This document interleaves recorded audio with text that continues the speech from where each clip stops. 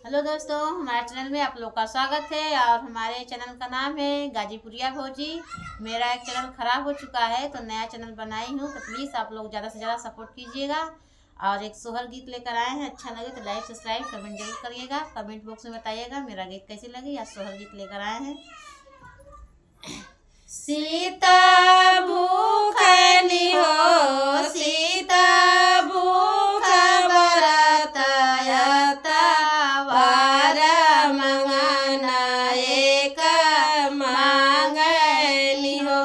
सीता मांगनी हो, सीता मांगय जोदिया का राजा जनक पूरा नैहर हो।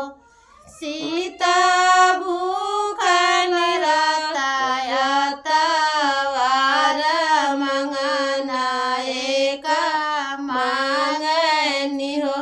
सीता मांगनी हो, सीता मांग ससुर राजा दशरथ कौशल्या ऐसन सासु मांग हो।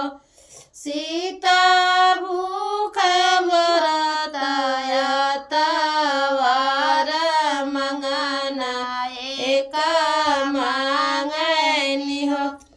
सीता मांगनी हो, सीता मांग पुरुष भगवान देवर बाबू लक्ष्मण हो।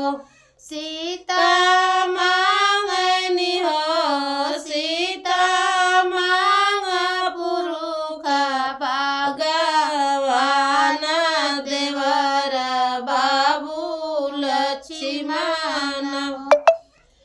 मेरा गीत कैसी लगी आप लोग कमेंट करके बताना।